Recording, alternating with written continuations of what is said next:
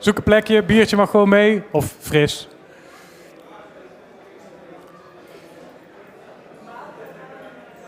We are going to start in a minute, so find a chair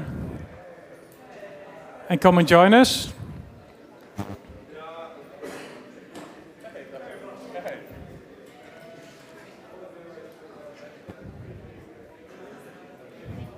A nice distribution over the chairs.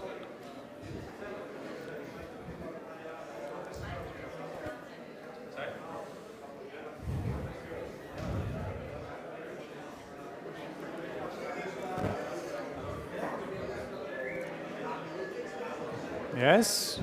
So, everybody in?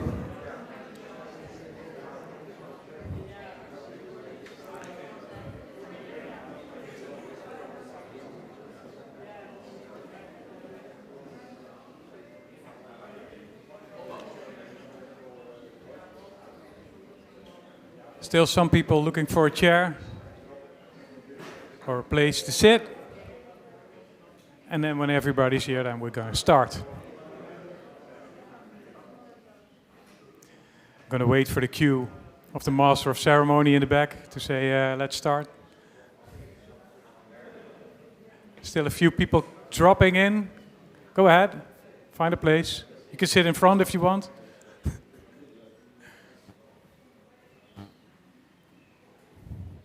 Ooh, silence. All right. Welcome, everybody. Good that you're all here. Well, I think anybody of you visited Dutch Design Week today? No? Ooh, you missed an opportunity there. A couple of days ago. And you liked it? Yeah? Was it good? Good. And now you came again, but then for Digital Wednesday. I guess it's a good reason. I guess we have a great topic today. Social change through digital media, which is of course very exciting. And perhaps there are also a few people here just because we can, right? We're allowed to be here in this room together. We're allowed to have a drink afterwards, so stay for the drinks. And I think that's a good reason to be here in itself already. Warm welcome as well to the viewers at home, because we have a webcast again. And now, since there are people, for a long time ago, but now there are people already here in you as a crowd, so you can turn around and wave to the camera and say, hello, people at home. So you turn around and we all wave to the people at home. Hello, good that you are all watching us. And next time, join us. So that for that. Anybody here new for the first time, Digital Wednesday? Can you see some hands? Yeah? Good. Well, welcome. Very nice that you're here. I will explain the format to you, which is really easy. We've got 3 speakers. They each have 20 minutes. We have the clock over there counting down. And then we have 10 minutes for questions, discussion, etc., etc. No breaks. So we finish after 90 minutes, and then we head to the drinks all together and have a nice evening. Okay? As I said, the topic is really interesting and I guess very relevant too. Social change through digital media, digital design, technology. It's close to my heart as well. I was thinking yesterday while I was preparing, 10 years ago, I founded a Facebook marketing agency. And I was thinking to myself, would I do it again today? I was thinking, perhaps not. It doesn't feel very ethical, right? Facebook, because they have a lot of bad news, the whistleblower, stuff like that. On the other hand, we did some great work. We, for instance, for the Dutch Heart Foundation, we had a lot of volunteers that we found through Facebook, AEDs that we spread over the Netherlands through Facebook, I guess saved some lives indirectly, which is a good thing, right? So it's not a black and white issue. I guess you heard perhaps of Apple with the client-side scanning technology, right? That they had the intention of scanning your photos on your phone for child pornography, right? So they could report that to the police. Who of you would think that would be a good idea? Nobody?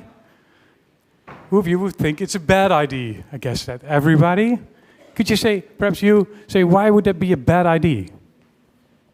It would be a horrible feeling if they would scan all my pictures, and you don't know what else they're using it for.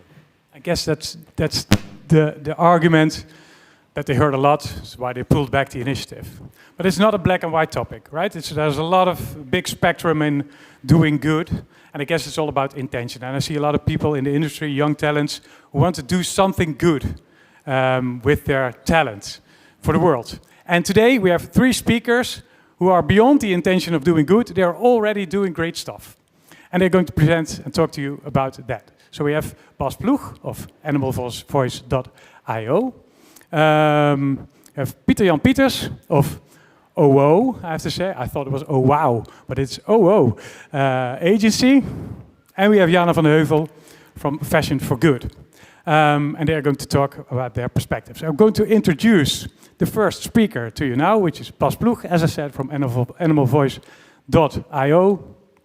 During Corona, Bas constructed a camper van and moved to Portugal for surfing when a friend called and he said, "Hey, Bas, you could use your talent for creating new camper vans, or we could do something great with technology and save some animals. Are you in?" And he said, "Yes, I'm in." And he's going to talk to you about that right now, the things that he learned, the results that it gave. Give a warm welcome to Bas Ploeg.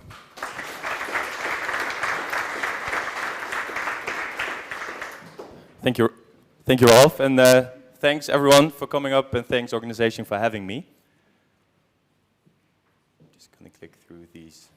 Yeah, so what I'm gonna talk about today is about an application that we built for WWF in the Netherlands from animalvoice.io. It's a company that I have with my partner.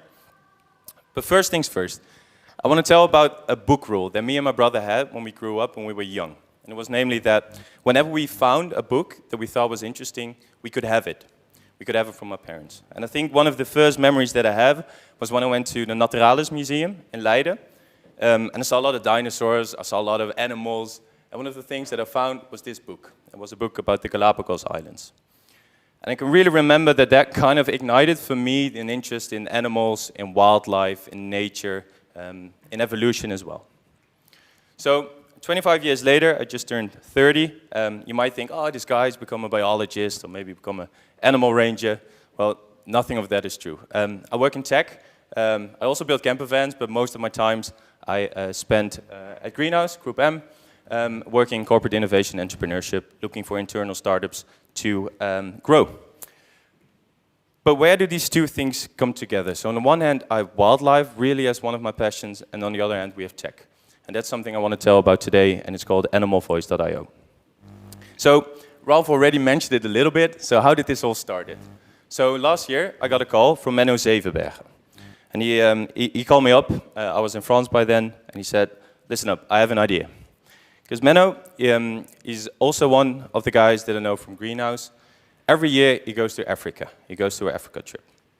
And this year, just before the COVID crisis started, he was in Gabon, in Africa. And on his first day there, he saw an elephant on the ground, dead. And he wasn't dead because it was a natural death. No, he was poached. So the tusks were away, and he was just killed, just for trade. He said, "Okay, listen up, Bas. I can come back home, I can donate €5 again a month, and all will be good, but I can do better than that. I have a technical background, we have the network, and I want to team up with you to use your experience in experience design to do something good in tech." So that's what we did. We teamed up, and we founded Animal Voice, and we're dedicated about wildlife and award-winning in voice and digital innovation. So 2 worlds came together. And we're on a mission, the 2 of us, is to educate families about wildlife diversity to assure our youngest generation will help to protect this beautiful planet. So we work with voice. It's also in the name, Animal Voice. But what are these actually? What is voice technology? What are voice assistants? What are voice applications? And who of you does have a smart speaker at home? I see a couple of hands. So for example, Google Home or maybe Amazon Echo, but you have the same technology also on your phone. It's a Google Assistant, for example, or maybe on your MacBook or on your iPhone, and then it's called Siri. So these voice assistants, they help you basically, they aid you with certain commands that you try to perform. So You could set an alarm, you can ask for the weather, you can ask some trivia questions like what the capital of France is or whatever, and they can give an answer. So these are voice assistants. So you can give a certain user input, for example, hey, Google, talk to Dutch Design Week. Then this voice assistant, so that's the speaker or your mobile phone, they can give back, for example, hey, here's Dutch Design Week.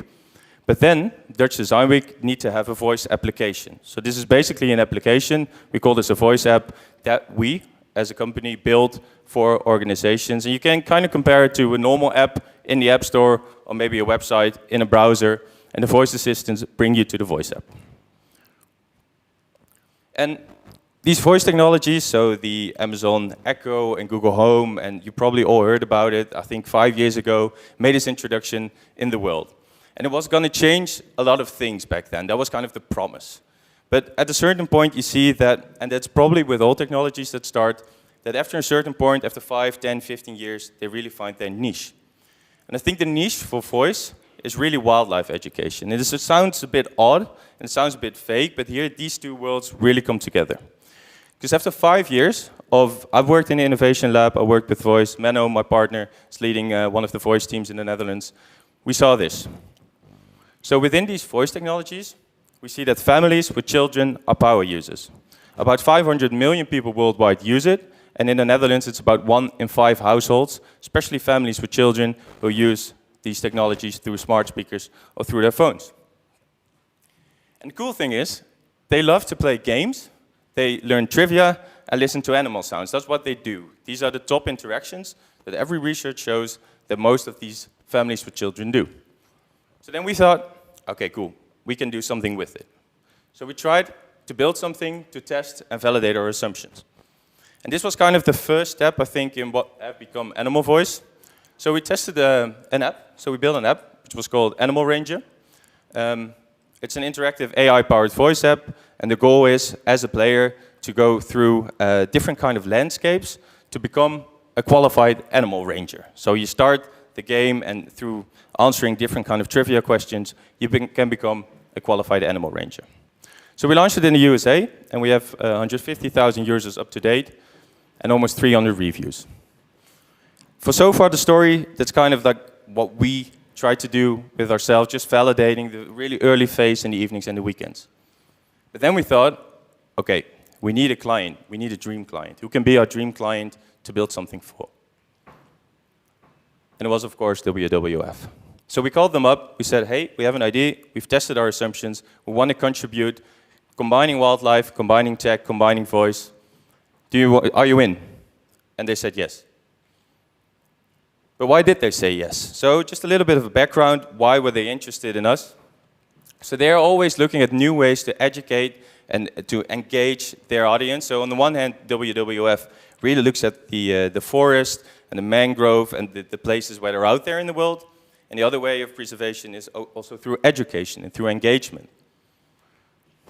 The second is that they really want to accelerate the digital transition. So in some things, they were really offline. For example, the Ranger magazines, not sure if you're familiar with that. Some other magazines, the No Data magazines. And they also want to be present in the digital world. So that was the second reason why they said yes. And the third reason was really about innovation in a new channel. So this is really new for them. It's a new way to communicate with an audience in a way they haven't communicated before. So then the fun part started. So we could start concepting. We could start thinking, okay, what can we create for WWF that really target their audience, which is basically mostly the people between 3 and 12, so the children, that could really reach these goals. So we created a voice app with 3 different elements, and I'm going to show it later.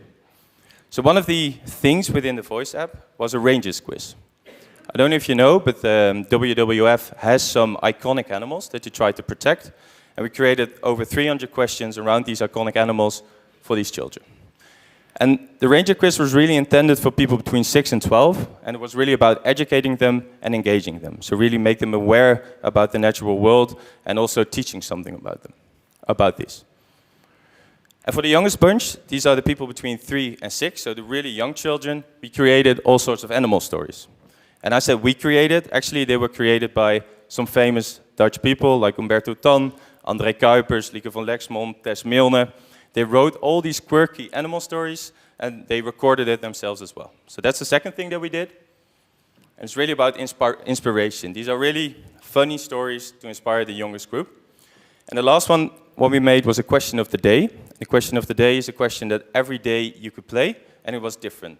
So it was really relevant for that particular time and date. So last week, I think, previous month, there was a week of the plastic, month of the whale. So you could have really relevant questions. Also with Animal Day, you could have really relevant questions on the day itself. So now, the scary part, because I have a video, I hope it works. This is not mine. No. Maybe it does, after a while. Hey Google. Hey Google. Hey Google, praat met... Yeah, we don't have any... Yeah?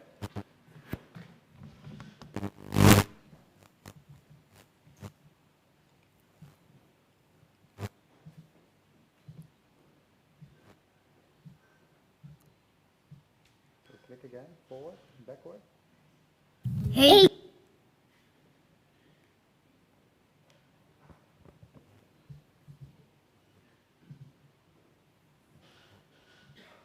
Een momentje. Ja. Hey Google. Thanks, Tim. Hey Google. Hey Google, praat met het Wereld Natuurfonds. Prima, hier is Wereld Natuurfonds. Test vanaf nu wie de slimste ranger bij jou thuis is. Via de Google Home, Google Nest of Google Assistant op je telefoon. Welkom bij Wereld Natuurfonds. Je kunt kiezen voor de Rangers Quiz, de wereldvraag van vandaag of de dierenverhaaltjes. Wat wil je doen? De Rangers Quiz. We gaan voor de Rangers Quiz. Hoeveel spelers doen er vandaag mee aan de quiz? 2. 1, 2, 3 of 4 spelers? 2. Jullie zijn echte gezelschapsdieren. Speler 1, hier komt jouw vraag.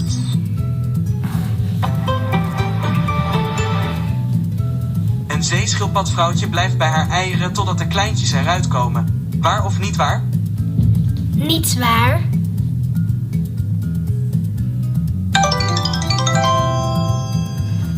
Super, dat is het goede antwoord, 20 punten. Vlak nadat de eieren uit zijn gekomen, gaat mama zeeschildpad weer terug naar zee. De zeeschildpadbaby's moeten meteen voor zichzelf zorgen. Afrikaanse olifanten hebben grotere oren dan Aziatische olifanten. Waar of niet waar? Waar. Hele lange armen, een oranje vacht en hij leeft graag in de bossen. Over welk dier gaat deze beschrijving? De orang-oetan of de reuzenpanda? Orang-oetan. De winnaar is bekend. En dat is... de speler die de zeeschildpad heeft beschermd. Jij hebt 45 punten gehaald. Gefeliciteerd superbeschermer. Wil je nog een keer de Rangers Quiz spelen, de wereldvraag van vandaag of de dierenverhaaltjes? Dierenverhaaltjes. Droom weg bij de grappigste dierenverhaaltjes, geschreven en voorgelezen door bijvoorbeeld Lieke van Lexmond, André Kuipers of Umberto Tan. Welk dierenverhaaltje kies je? De pinguïn, de reuzenpanda of de luiaard? De reuzenpanda. Hier komt het verhaal. Wat moet je doen als een panda zijn ouders kwijt is? Verteld door Tess Milne. Het is een prachtige dag. Je loopt door een groot bos in China. Opeens hoor je piepend geluid. Wat is dat? Een slang? Iets met giftige tanden? Een gevaarlijk jungle monster. Elke dag ontvang je weer een nieuwe vraag met de wereldvraag van vandaag. Dus praat met Wereld Natuurfonds en haal die prachtige dierenwereld in je huis. Doei! Cool.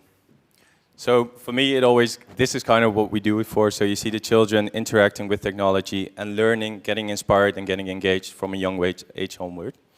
And I promised it to make it not too technical, but to look a bit like how did we make it? Like how do we create it, basically?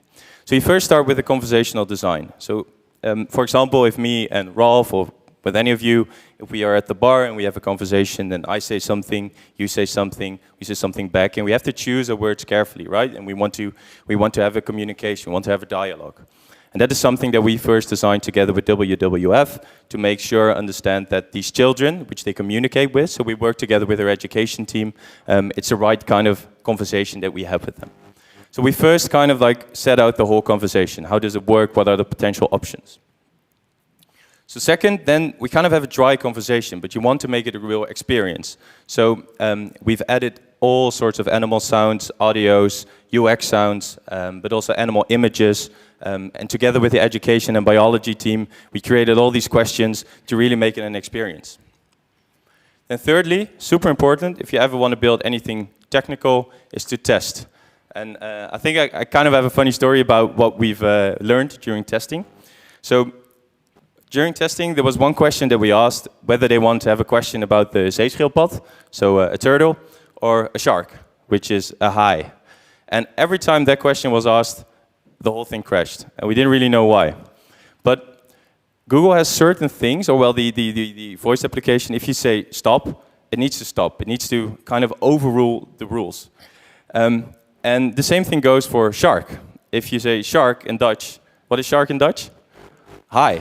So then Google said, oh, hello, and then it all crashed. When we said rhino in Dutch is a rhino? Neushoorn, he thought we said Play Store, so we went to the Play Store.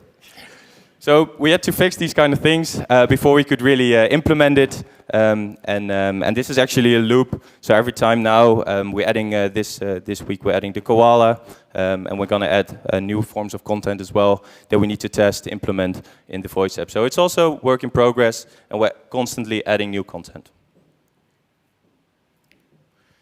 But this was also an interesting part. Then, and this often is with new technologies, because then, okay, you build such a voice app, but now what? Because, I mean, if you look at the internet, for example, and if you look at some websites 20 years ago, every company, literally every company, communicated that they had a website. So if you said, for example, Digital Wednesday, they would say, okay, we also have a website, go to digitalwednesday.nl. But now, these days, every company, every brand, everyone has a website. You don't need to communicate it anymore, because they're there already. And the same thing happens now with voice apps. It's still a young technology, voice technology. So we really needed to build this awareness and need to know, let people know how they could find it and how they could interact with it. So we use the magazines, so the Donator magazine and also the Rangers magazine, social activation through Facebook, also through mail. This was a really important one, so we also created a landing page, so a website, also with frequently asked questions. People had questions about the experience, or also about data, privacy, and lastly, also a bit of press. So this one was on Immers, so also showing to the world that we're making this. Okay, only have a couple minutes left.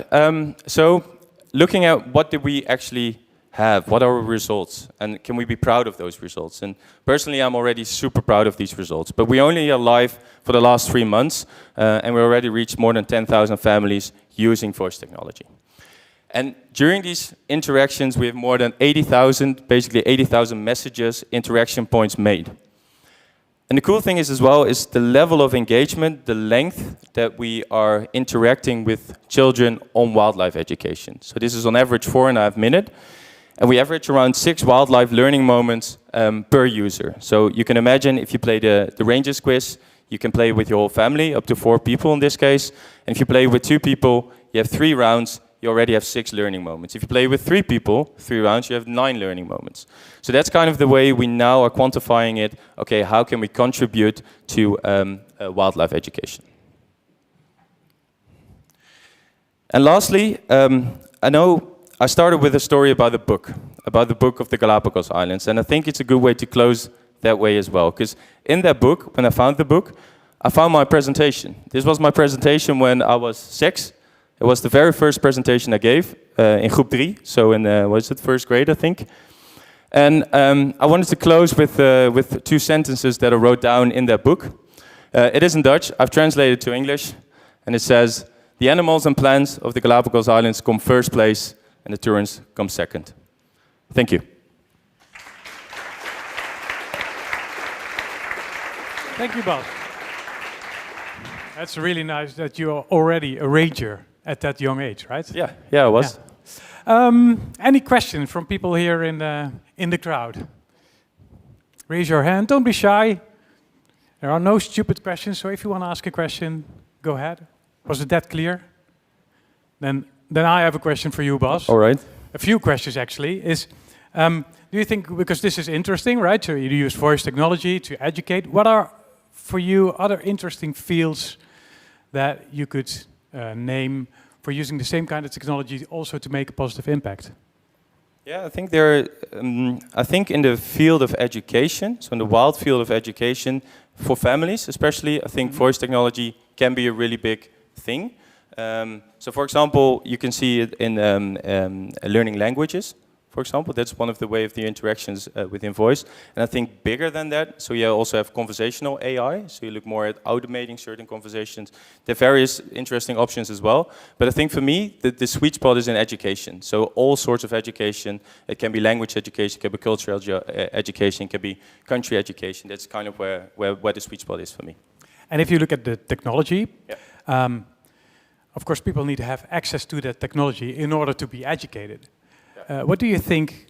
Because usually, the technology is in the hands of the people who are already, they've got the money and the time, et cetera, et cetera. So how could we make technology more accessible to more people so that they could benefit from it? Yeah, that's a good question. I think if we look at the technology that we see here, the voice technology, you can have it in a hardware smart speaker. So that's one of the things that you guys have. So it's a Google Home or maybe Amazon Echo. But you can also download the same technology on your phones, and then it's called Google Assistant. So I think mobile phones are quite widespread in that sense. So everyone with a smartphone, with the internet connection could do it, could play it. And we also see that a lot of people are actually playing it on mobile phones. So in that sense, it's kind of democratized among a lot of people. So you don't need to buy the hardware device per se to be able to experience this. Okay. And it was interesting to know how did you find those influencers, those creators like André Kuipers to read those stories? Where did you get them from, actually? Yeah. I think I have to be honest there as well. We were a bit lucky that they were already involved. Oh, okay. They were already involved to some extent, but they were also struggling, like, what's the best medium also to send this through? And especially with these kind of technologies, it's really intimate. How and when can you listen 4 or 5 minutes to a story? What's the right way to do so? And we see that it often happens also before children go to bed, or maybe like quiet moments. Then these stories are good moments. So the stories were already in the pipeline, they were already created, but we're actually now talking to others, creating more. Interesting. Any questions from the? Yeah, there. No. Yeah, over here. Moment. I'll walk to you. When talking about the application areas, I was wondering how complex can these conversations get? Like, can the assistant also understand like full sentences or maybe even multiple sentences? Because that would broaden the application area greatly. Yeah, it does. It does. Like this is more the field of Menno. So that's my partner. But it's built within a conversational AI engine. Basically, they can understand, for example, intent. What is someone trying to say? We can also teach the model. If you say yes as an answer, we can also say that it understands all right, okay, yes, all different kind of things. So it also adds to the complexity, which adds a bit of a wow factor as well to the experience, that you don't need to say the only exact word, but it can really become more of a natural conversations that you and me can have, that we can also understand more context. And that's the level where it is now. The other thing is that we really need to understand, and there the conversational design is important as well, is when is somebody going to talk? So you need to design your conversation in such a way that the other person is prompt to start talking, and not to start talking mid-sentence where you actually want to say something else still. So those are all things that I'd love to share more about. But we are at the point where we can have quite complex conversations, and it doesn't only need to be the answer that we hope that the other person give. Is the answer? Okay, cool. Over here. Do you know how many new members there are since the app launched, thanks to the app? Yeah, for now it was, that's why it's still a bit premature. So we're live 3.5 months. And it's really focused on more branding, so on education, getting people known, so we don't convert it to new users. And that is something that we are looking into for the next year, maybe. I'm not sure if I can say this, but that's something that we're trying to explore now. Like, indeed, okay, can we also use this maybe to inspire people to become a ranger, for example? But for now, it's really one of the core features is to educate, to engage, to inspire youth and families to understand more about wildlife. Yeah. One final question? Over here? Oh yeah, well, two final questions, I guess. Yeah, first of all, thank you for your insights in this whole process. I have one small one because I need to know it for the second one. Yeah. Do you work for the WWF or do they kind of fund you guys? So we partner with them, but we get we have a license fee basically. So they pay a small amount for us to have our hours covered. But if you compare it, in all honesty, to like the kind of amounts that people would ask, it's more of I don't know the English word, but it's kind of a fee basically to get us do this. So it covers our costs. That's basically what it is. Okay. Yeah, I was wondering because you gave some insight in why the WWF actually wanted this project. But I was wondering, how do you get a project for an organization like this? Like if you have big organizations like this and you want to help out, like how do you reach them, or how did they go for you guys? Yeah, it's a good question. And it's also a thing that we're super aware of, that this is kind of a niche. I mean, how many WWFs do you have actually?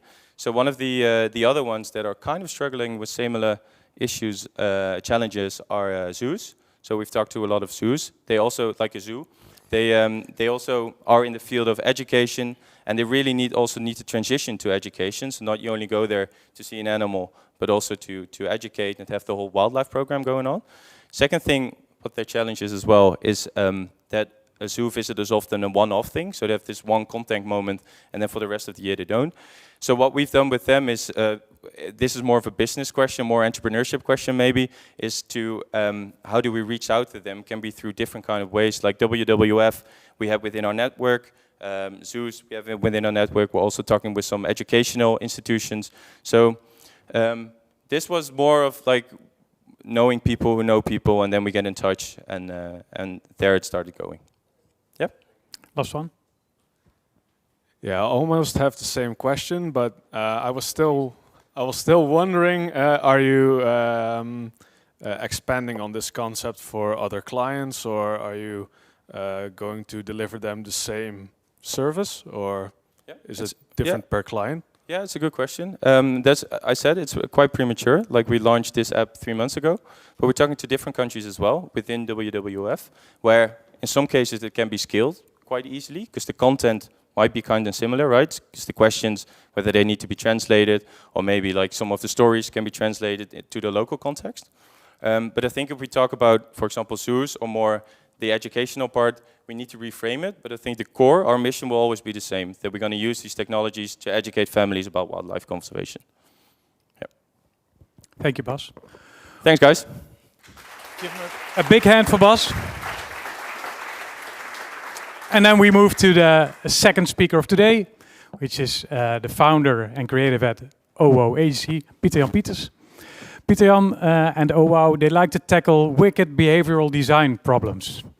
And one of these problems is gifting. How do you get people to give to charity? Right? Books have been written about that challenge. And what do you do? Do you tell more about the good cause? Do you show pitiful pictures of animals or children? Or are there other solutions that can move or nudge people to give to charity? And, well, Owow, in this case, they have a case where they did that. And Pieter-Jan is going to tell us all about it, the results that it gave, and how they approach this problem, which is going to be really interesting. So give a warm welcome and a big hand to Pieter-Jan. Hello, hello, hello, hello.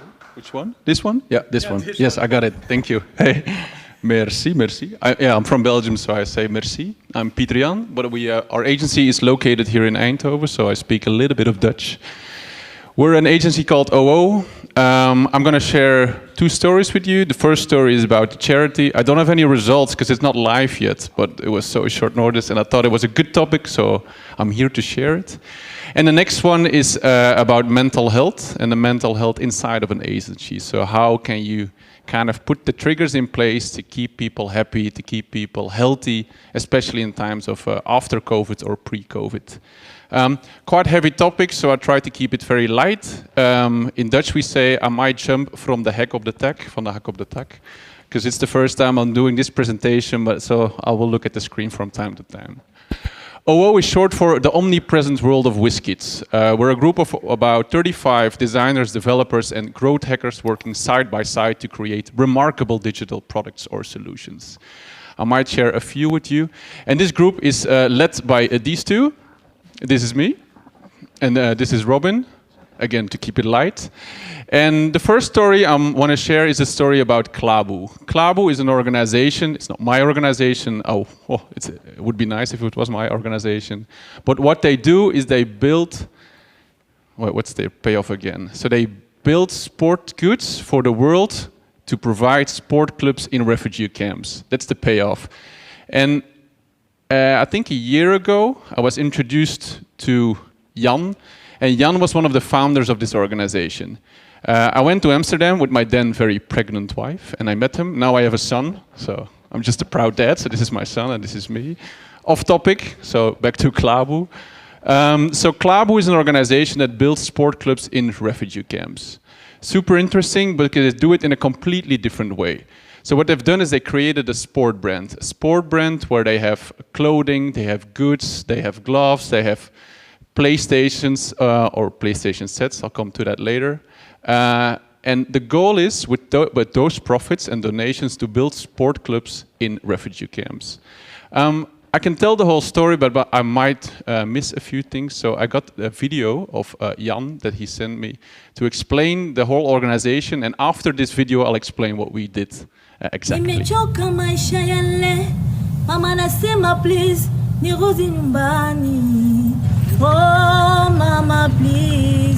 The types of stories that I feel like I need to tell to the world is the story of resilience. We are here, we have stories, we are living the life that people are waiting to see.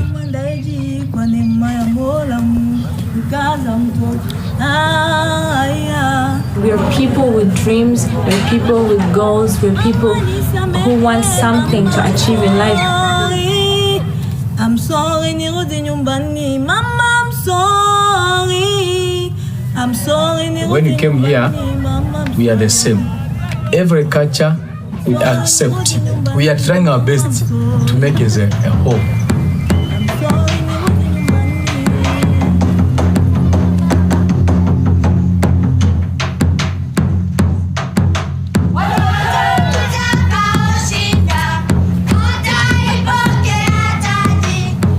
Through sport, we can tell people that I'm somebody like you. I want to be like Messi. I want to be like Cristiano Ronaldo.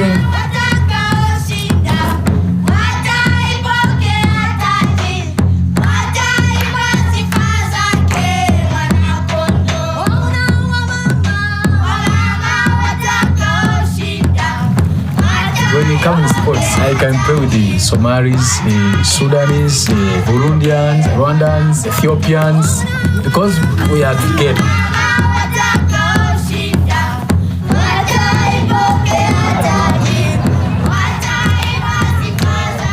The most amazing thing for club is that it's open for everyone, especially the youth, and doing something that they love. And the community have so much hope in the club that it will change lives.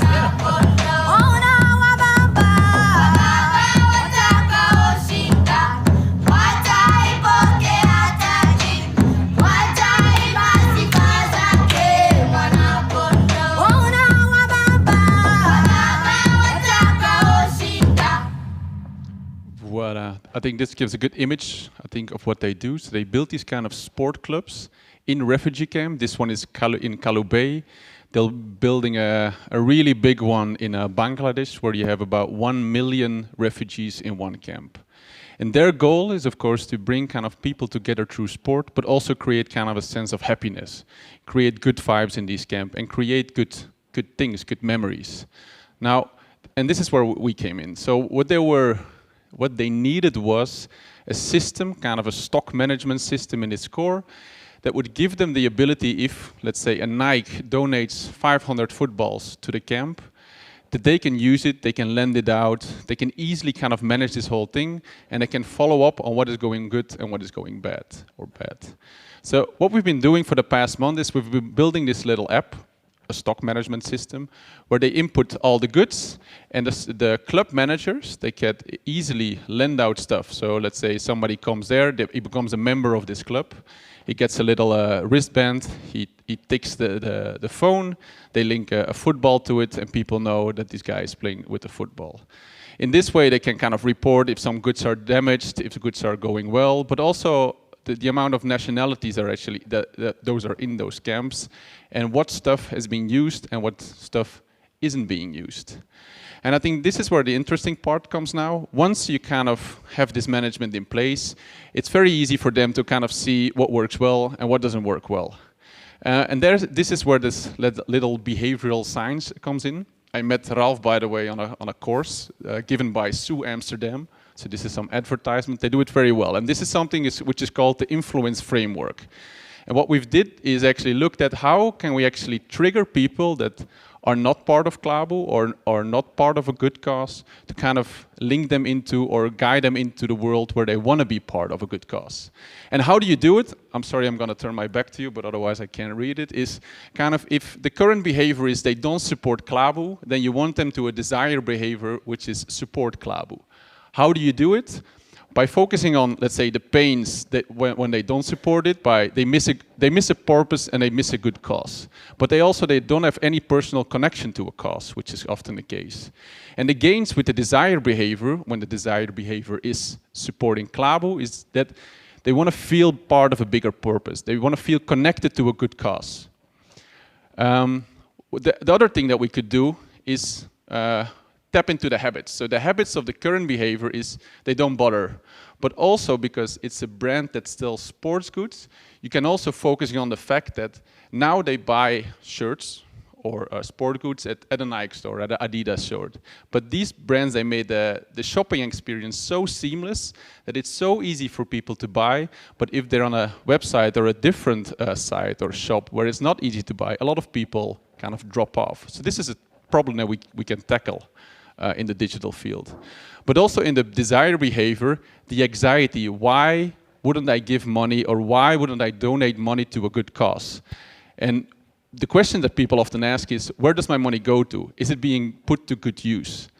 And because we've built this little stock management system, we got kind of the insights and how people are actually using the goods that you donate. Now, Klabu has been doing kind of a lot of good stuff on it. What they do is they write interviews, they portrait people in those refugee camps as athletes, as powerful people, instead of showing pictures of hungry kids. They're hungry, but what their mission was, portrait them as powerful figures, so you feel connected, so you feel proud. If you donate, you're part of these people feeling proud. The other thing that they do really well is that they partner with bigger brands. So the shirts in the FIFA game, the football game, are Klabu shirts. The shirts that the people from PSG, I'm not a football fan, so it's very hard for me to know which team or which. So they partner with these big brands in order to have common goals. If they use those stuff, I want to have them too. And then we want to be part of this community.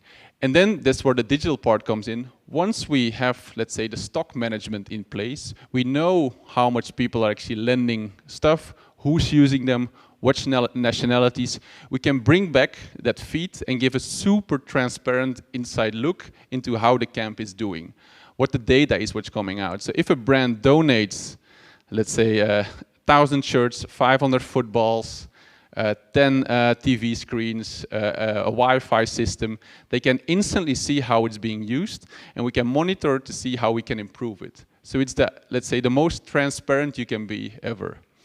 And then the second thing that we're not doing now, of course it's all in development at the moment, is that Klabu promises that for every Klabu item you buy, you give 5 refugees access to sports in their club for 1 year.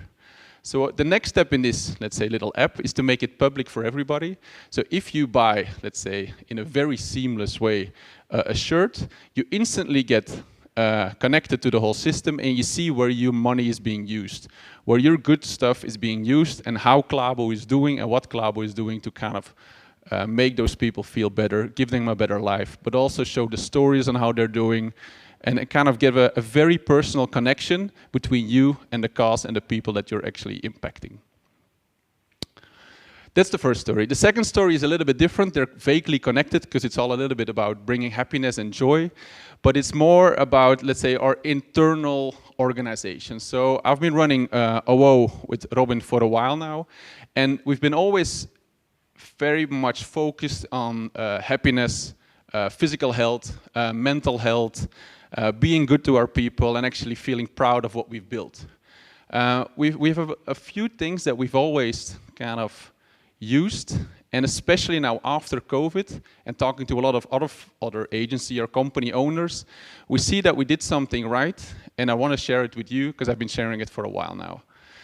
I've got 5 things. The first thing I want to share you is, I've called it now position switch. But it means that if somebody in our organization isn't happy, we instantly kind of take action. If somebody's feeling stressed, we instantly take action and make sure that he doesn't feel stressed. If somebody doesn't like a project, we instantly switch so he goes to a project that he likes. The thing is that his team will cover for him.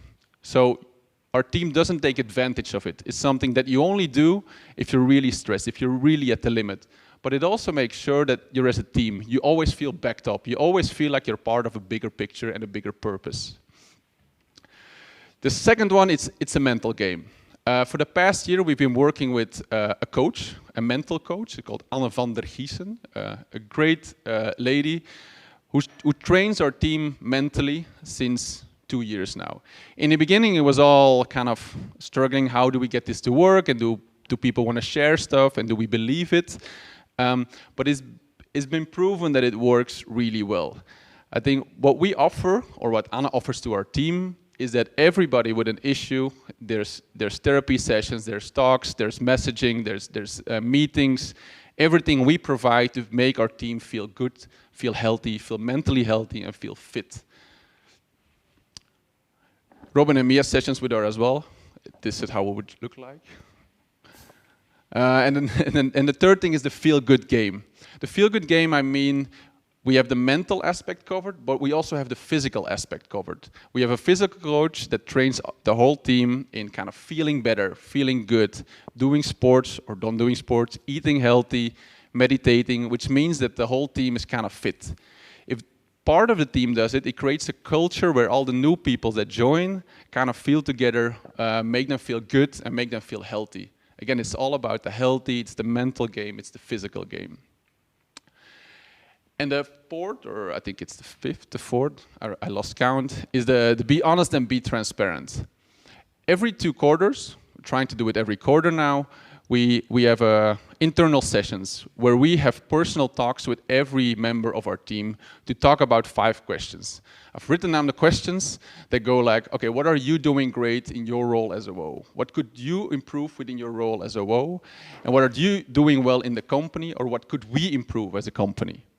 How do you see yourself grow and evolve at Owow? And what do we want to do skill-wise in the future?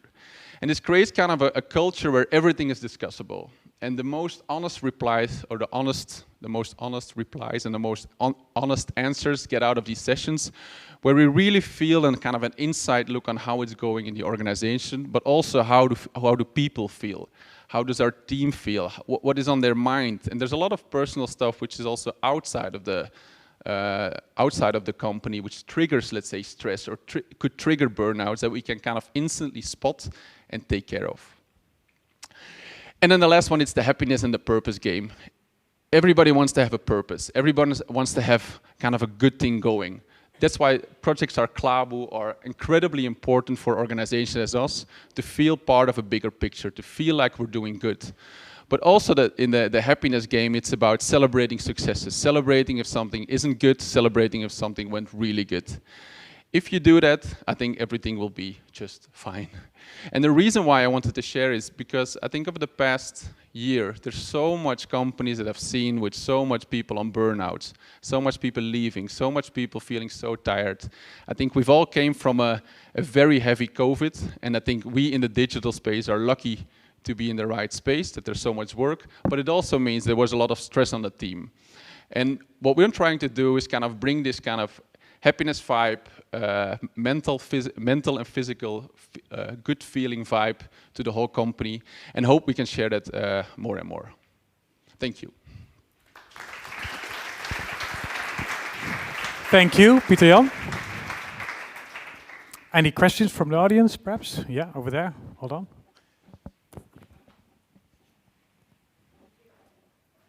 Well, thank you for your story, and I've got 2 questions because you had 2 stories. So I start with my first question about your first story. Yeah. How did you get to the pains and gains in your behavioral framework?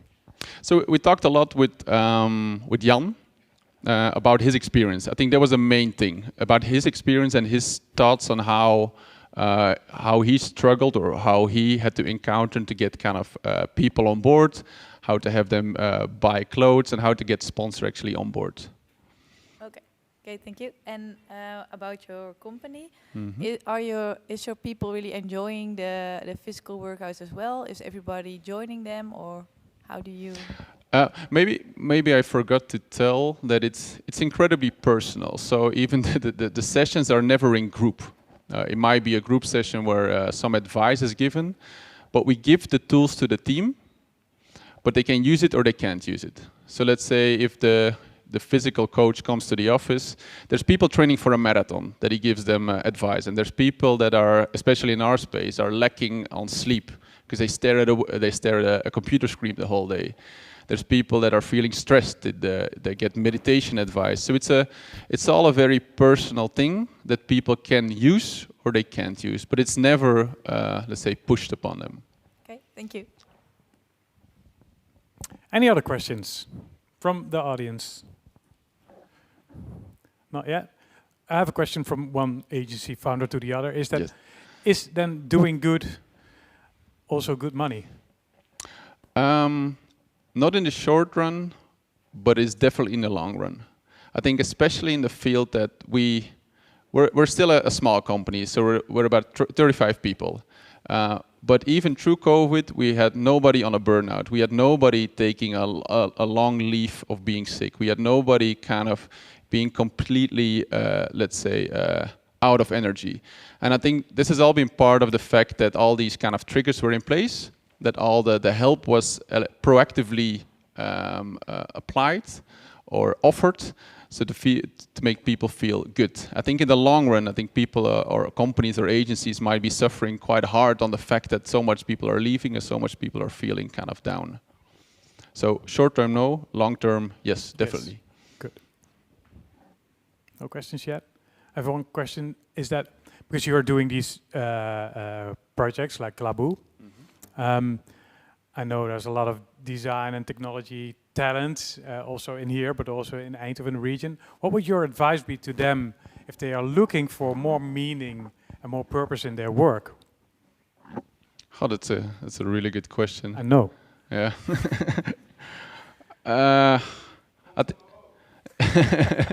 That's Robin, the guy from the bathtub. Yeah.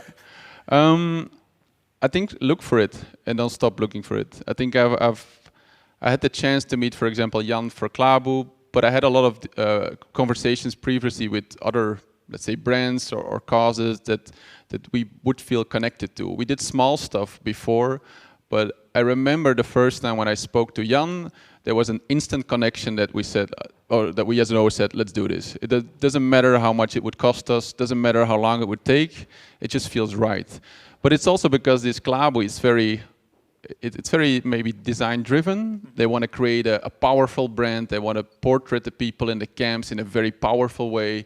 They want to don't be only dependent on sponsors, but they want a brand that is profitable enough to fund the camps that they have. So I felt really kind of connected in this way of being very proactively looking for your own kind of solution and trying a different way. Yeah, no, I understand. Because I think it's something that Bas also mentioned, right? So somebody asked, I guess, how do you get your project running? You know, did WWF ask you, or did you go to WWF? No. So how do you connect to a network of people that know where to go with your idea? I guess that's an important one too. Yeah, I think, but it's all. it might be also all personal network, but if you tell the story and what you're doing, I think a lot of times people reach out. And I think meeting Klabo was somebody that kind of linked us together, saying, I think you speak with this guy because you're doing stuff which is nice, but what they're doing is great. And if you connect them, I think you might have a joint purpose. Yeah, so come to Digital Wednesday, talk to people, build your network, Voilà. and get it going. Good.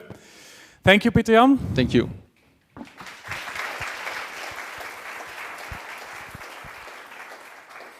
And then we're on to our final speaker of today, Jana van den Bergen, which I announced as Jana van de Heuvel in the beginning, but it's a very big difference between a hill and a mountain.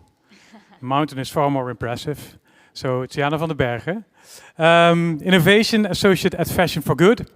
As you perhaps know, the fashion industry, 2/3 of the fashion items is created by fossil materials. Perhaps you've also seen the pictures of big mounts of clothing being destroyed just to keep the prices up.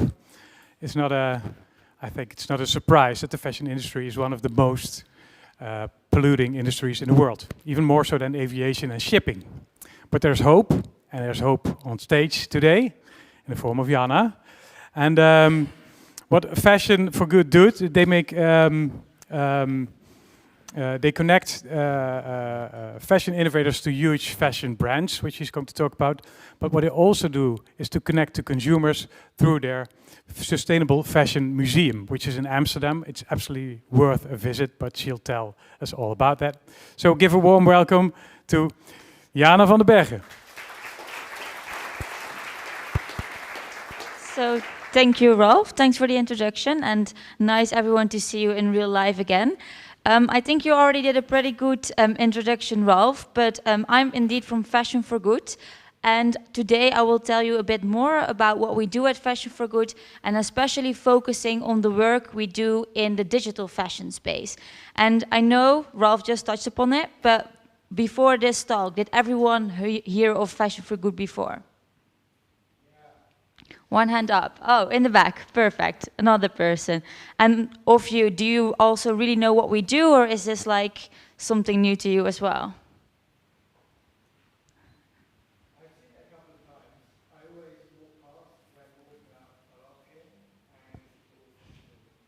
Nice drop of the museum indeed. So we also have a museum in Amsterdam, but I will tell you more about this later.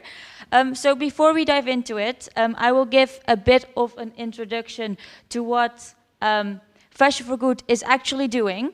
So our big focus is finding innovations or new solutions that can make the fashion industry more sustainable. And these solutions can come from startups, from scale-ups, and sometimes even more established companies. And you might think still this is a bit vague. So going a bit deeper into this, our organization is structured around two pillars. One is industry-focused and one is more consumer-focused. So starting with our innovation platform, which is really the core of our business. Here we do a lot of research and a lot of scouting to find all the cool startups that we want to accelerate, that we want to see implemented widely in the fashion industry. So we do a lot of support with focusing, of helping them focus, developing their business and also their technology. And besides this, like Ralph already said, the biggest thing that we can do for these startups is connecting them to the industry players that can really help them to get widely adopted in the fashion industry. So if you see here, these are all our partners. And as you can see, it's many different players. It's fashion brands like Chanel and Adidas, but we also have more manufacturers like Arvind and Wellspun, which may be less known to you, and some retailers as well. And it's very important that these big players are involved because they really offer the expertise and the industry knowledge that our startups and scale-ups need to be able to grow their business. So here you can see the entire fashion value chain. We scout startups at each stage of this fashion supply chain. So looking at raw materials first, we, for example, have Dali, and they grow cotton in the lab. Then we have in the processing, which is pre-treatment, dyeing, and finishing, we have colorifics, and they bioengineer bacteria to produce natural dyes instead of making them from chemicals. Then we have cut, make, trim, which is a lot about zero waste manufacturing. We scout startups in retail and use, which is mostly circular business models. So rental platforms, re-commerce platforms, I think this is becoming a very big topic in the fashion industry as well. So many startups like Vinted popping up in this space, or have been there for quite a while already. And then we also have end-of-use solutions like recycling. And most interesting, what we'll be speaking about today is digital fashion. So we have some overarching topics, and they touch upon all the stages of the fashion supply chain. And today I will dive a bit further in the work that we do in the digital acceleration space. So over the past 2 years, I've done myself a lot of research in this space, interviewed many stakeholders, startups, brands, sometimes even the government, to ask, okay, what is this going to be like? And in the next 10 minutes, I will share a couple of my findings. And I will structure it around the fashion supply chain again. So at each stage of this fashion supply chain, I will try to tell you what cool innovations are there. And also just wanted to flag that I think the pandemic has been not so nice for many people, but if it has been good for one area of the fashion industry, and I think the entire industry, is digital transformation. 2 years ago, many of the startups I spoke were still very small, and now they are doing crazy cool things, and you see them everywhere. I think The Fabricant was also on stage here, digital-only fashion platform, and they also just won the Dutch Design Awards in the fashion category. So, back to the topic of my presentation. Starting with the design phase, what kind of digital innovations are here? So we here are mostly talking about that the entire fashion industry at the moment is moving from 2D to 3D design. This is great in many ways, especially if you think about the fact that in traditional manufacturing, samples sometimes got sent across the world 15 times before they actually decided on a final design. And now if you have your designs in 3D, you can see the instant model, and buyers and manufacturers no longer need to see all these samples sending over the world. So I wanted to make this an interactive session. Also, I might have a little prize at the end of the session, so do your best, with some quiz questions. And the first one is, by how much do you think a company can cut down on physical samples when transforming from 2D to 3D throughout its entire supply chain? So for 30%, you can keep seated. For B, you put your hand in the air. And for C, you stand up. I'll give you a couple of seconds.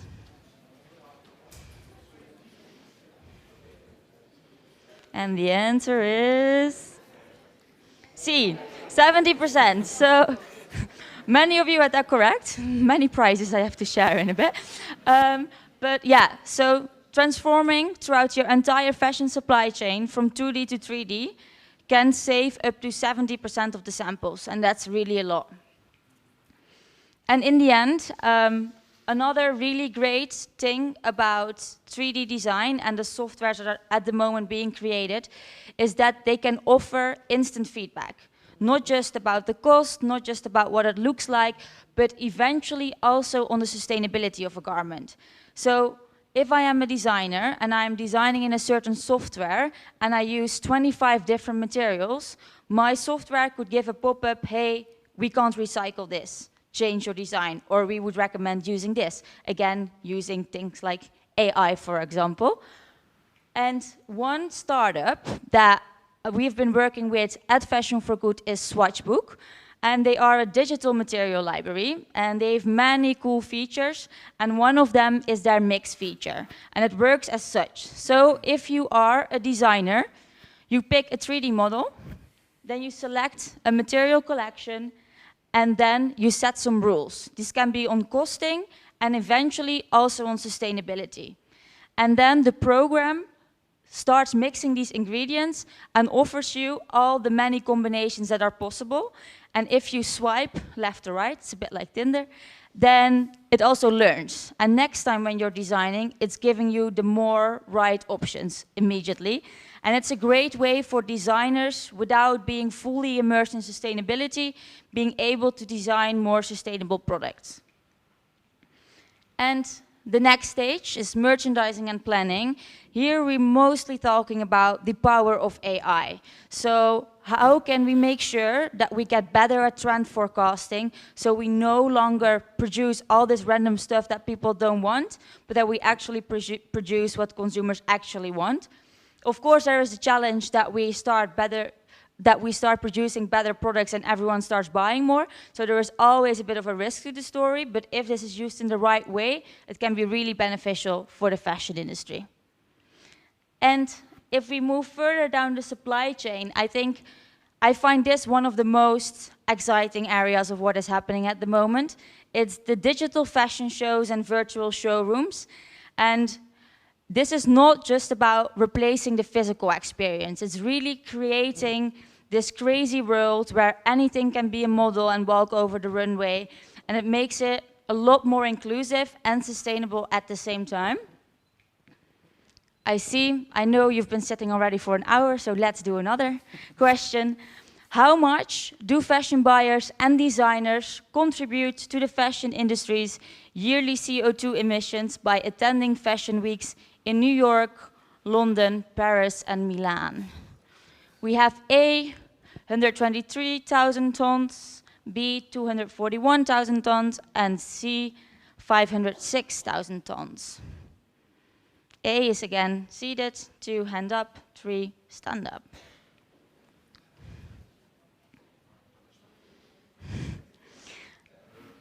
It's actually B.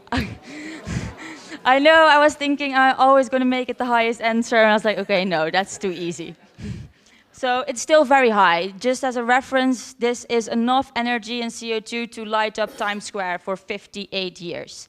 And that's just 1 year of fashion shows. It's not even counting the models and other people that are there. It's just the buyers and the sellers. So just a little sphere impression. This is what some new digital fashion shows are looking like at the moment. You have Digital Village and Big Things, which is fully in VR, MR, and you also have Beam, and they work with AR.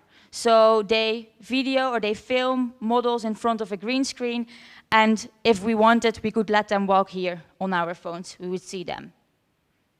That said, I just said there is a big opportunity to be more sustainable with these digital fashion shows. We shouldn't underestimate how much energy it costs to create these fully immersive experiences.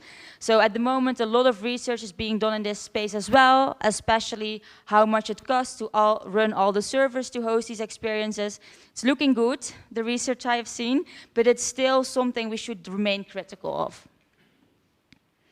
Then already the next stage is sourcing and production. And I think the biggest opportunity in this space is on-demand manufacturing, which basically means that we will only produce a garment once a consumer has seen, often the 3D model, and also has approved that they will buy it if it gets produced. So it's not produced before the consumer has said, I will buy this garment. And actually, legally, they can also not go back anymore in often of the cases. And of course, this can reduce overstock altogether. Another very cool startup that we work with in this space is Unspun. They create custom-built jeans based on consumers' personal body scan and 3D fitting software. So this is the only pair of pants people have been wearing, I think, or jeans they have been wearing during the pandemic. They fit like a glove, so we'll definitely check them out if you need a new pair of sustainable jeans. Then we're already at the last stage of this supply chain, which is consumer engagement. And I think you might be all aware already, there are many technologies in this space that are making buying things, living things more interesting. Thinking about AI fit and style advisors, we have live selling, we have shopping in MR, We have also the digital-only fashion from the fabricant, many interesting technologies. Again, there is the risk we shouldn't engage consumers too much, so they start buying more. But at the moment, as it looks like, especially these digital fit technologies and also better understanding your consumer can really help to reduce overconsumption and also overproduction. Again, another really interesting startup in this space, part of our current batch, is NMXR. They are a web VR startup. So what they do here, it's a collaboration with Pangaea. You might know them. It's a brand that arose during COVID as well.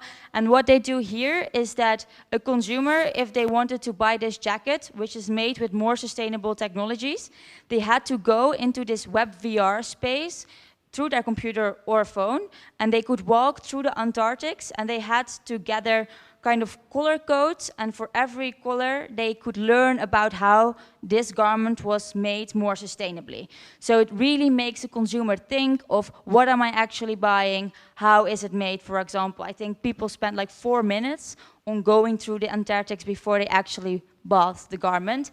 And I think it's a great way that shows of how digital technology can help us to better educate consumers on what they buy and make them really think before they start buying. Again, I already touched upon them, the fabricant in the corner there. As I said, they just won the Dutch Design Awards, really cool. For the ones that don't know them, they make only garments that will only ever exist in the digital space. So they are never meant to become physical. And the team is very impact driven. So they decided to do a study to find out what is actually the difference in CO2 emissions between creating a physical garment and creating a digital garment. So you can imagine what's happening next. Again, how much do you think a digital garment causes or emits less CO2? Is that 77% remain seated, 87% you can put your hands in the air, and 97% you can stand up.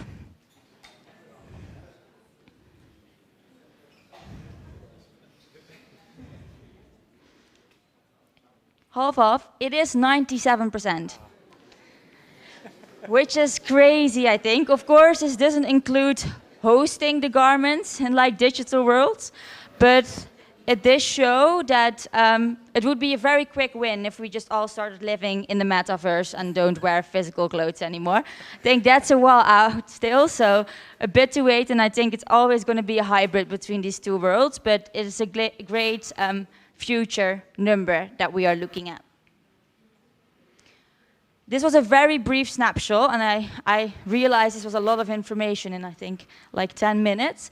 So I also wrote an article about this, every supply chain stage and the startups that you can find in them. So if you're interested in reading about it, you can find it on our Medium page or on the Fashion for Good website.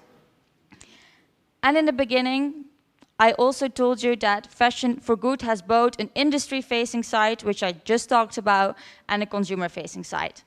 So writing these articles that we share with the industry is one way for us to also educate consumers, but we have many other things. And one of them is our Fashion for Good museum. It's a museum in the middle of Amsterdam, which teaches you everything about how fashion is at the moment, how it was in the past and in the future. It's also fully interactive, and it's the first one that is solely dedicated to sustainable fashion. So, as I already just mentioned, the museum is organized around 3 floors. In the basement, we have the past of the fashion industry. So here you can really see how the fashion industry became as wasteful as it is today. Then on the ground floor, we have what what sustainable fashion is all about now. And I know at the moment there's quite the belief that sustainable fashion is not really cool, it's not really sexy, or it's very expensive. And here we show also some brands in our good shop that really disprove this. And then, one back. the top floor, personally my favorite floor. This is where we showcase more than 50 of the innovators we have worked with in Fashion for Good programs. So like I think already mentioned before, we have scouted over 2,500 of them at this point, and over 130 have been through our accelerator and scaling program, and 50 are showcased upstairs. So you can see a lot of artifacts and also how their technologies exactly work. Then, to make it digital media, connecting these 3 floors is a good fashion journey. So when you enter our building, you get an RFID bracelet, and with this bracelet, you collect all kinds of badges and commitments. And when you leave the space, you get an action plan. So we really want you to first get inspired when you get in, and then we want to give you some tools to change your daily fashion behavior as well. And then to end off with, it's already kind of exposed there, but I think you all did a very great job, so I would love to invite you to our museum. A free ticket you can get on our website with this code, so hope to see you all there, FFGXDDW. And we also have a really cool new expo coming up next week with some really cool designers like Iris van Herpen. They use some of the most new biomaterials out there, like orange waste and leather made from mycelium, and they're exhibiting there as well. So with that note, I would like to end off and open it up to any questions you may have.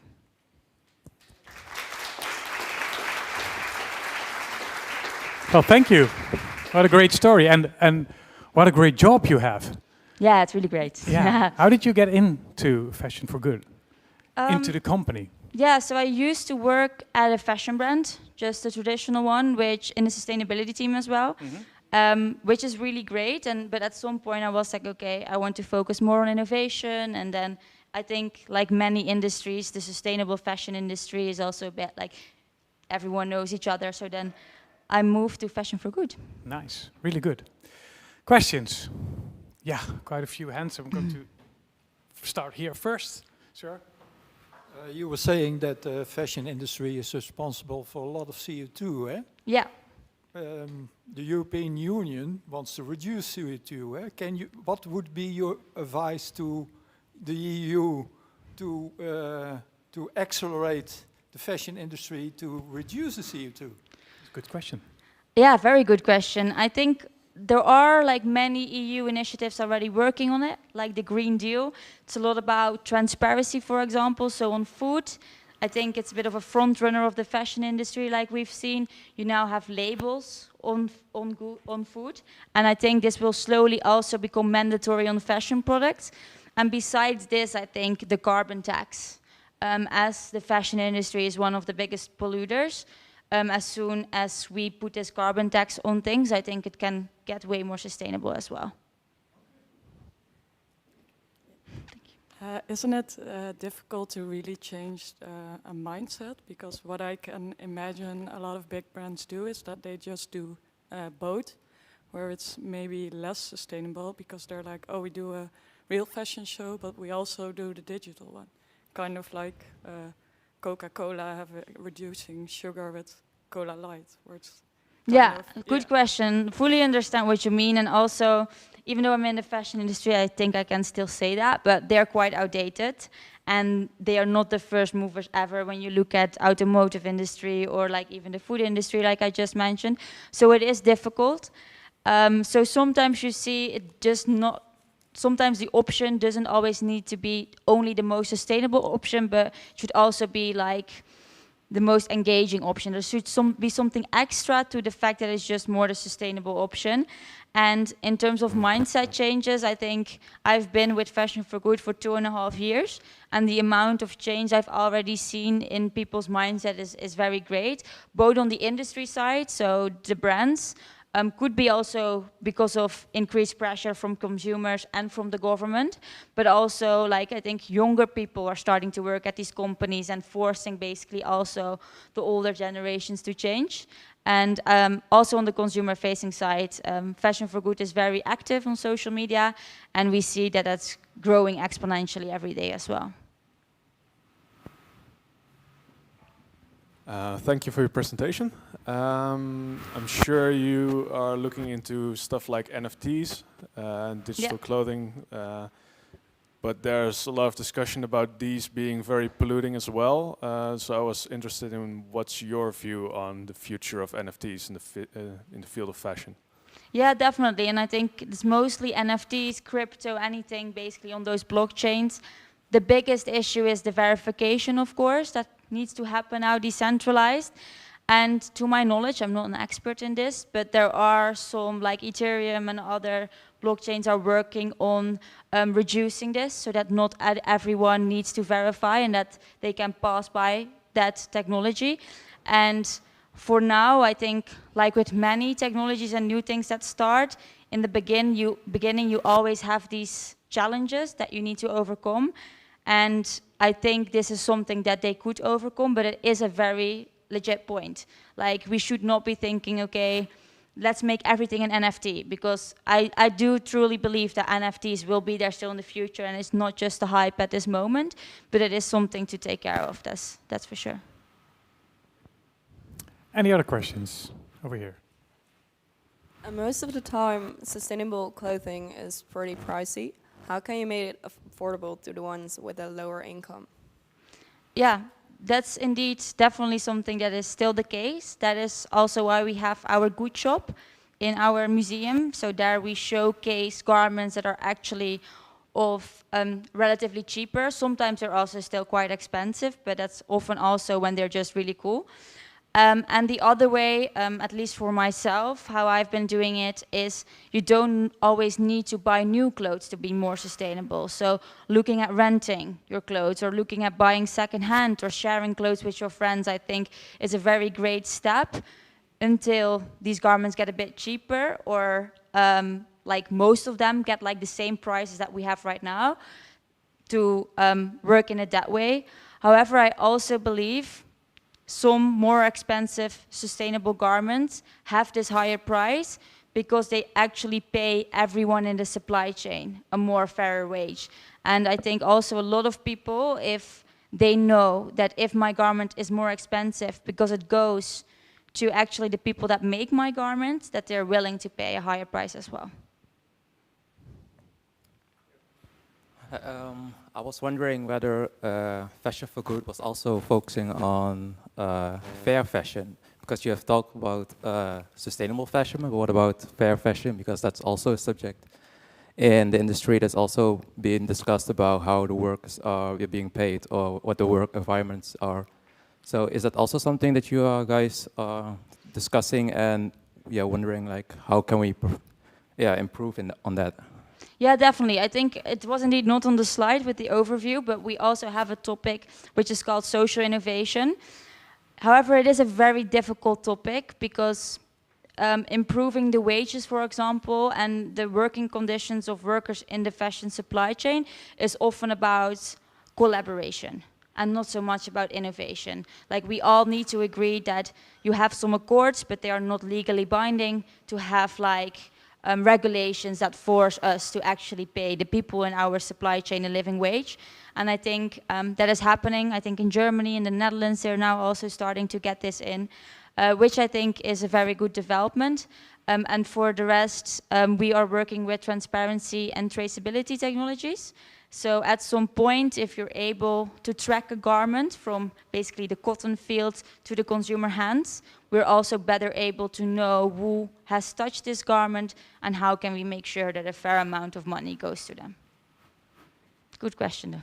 There's a question here in the back. I'm just moving there slowly. Thank you. Well, Fashion for Good sounds like a very very nice platform, and I was wondering, do you know any similar platforms in other industries, or do you think this could be exported to other industries? Yeah, very good question. And we actually just talked about it over dinner as well. I think Fashion for Good, of course, we have an accelerator program, and in many different industries, in health, in basically food, you have these accelerators, but they really focus on finding these startups maybe connecting them to the brands and then they let them go a bit, or they invest in them. And I think Fashion for Good is truly unique. First of all, because we also have this consumer-facing side, but also because we focus on long-term relationships. Like, the innovators are in our program for a year, but after them, they become part of our alumni network, and we still keep helping them if they have requests. And I think that is truly different to us as well. Like, we don't have projects of 3 months, it's really 1 year to 2 years, sometimes even 3 years. Okay. Yeah, you also very briefly mentioned trend forecasting through AI. How would you, I don't know how much you know about this as well, but how would you predict something as seemingly random as trends or fashion trends, especially like micro trends? It's a very good question. I'm also not an expert in AI, so I wouldn't know exactly how they do it. What I've heard, the data input that they have is often social media, mediums like WGSN. They use it as input, but they also use a lot of historical data from the brand itself. So as brands, if we're moving through this digital transformation, it's very important for them also to get their data in order. Because if they have their data in order, they can use their historical data also better to predict the future. Any questions left? Yeah, over here. I go back, no problem. Yeah, I was actually wondering about the collaboration with these big companies, because we often see these big companies as doing the usual stuff and sometimes doing these kind of projects on the side to show, yeah, we're green or yeah, we're fair. How do you kind of make sure that in the end, the things that you kind of want to implement in these companies or these kind of mindsets are actually being, activated, or at least that they're being practiced in that way? Yeah, very good question. And it's something that for us already starts with the selection process of our brand and manufacturing partners. So not just anyone can become part of our platforms as one of those corporate partners on that slide. You need to truly show that you are committed to changing the fashion industry and the way you work in. And again, it comes to the fact that with Fashion for Good, it's not just these short processes. We also say that our goal is to find and implement these solutions.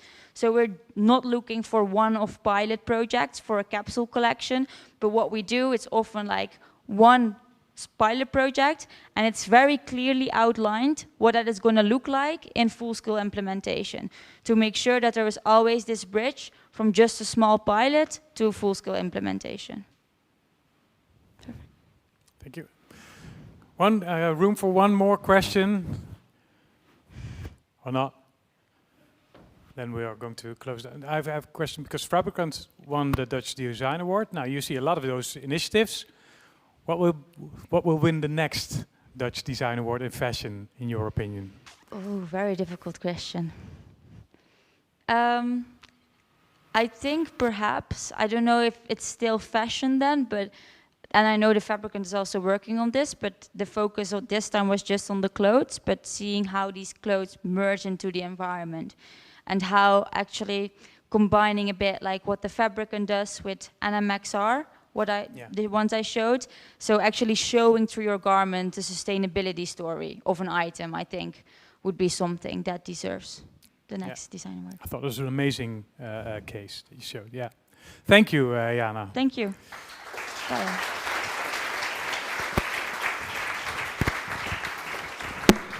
And with that, we reach the end of our session of today. Did you enjoy yourself? Was it insightful? Insightful enough? Good, good. So for the people at home, next up, come over here because it's really, really insightful and fun to be here.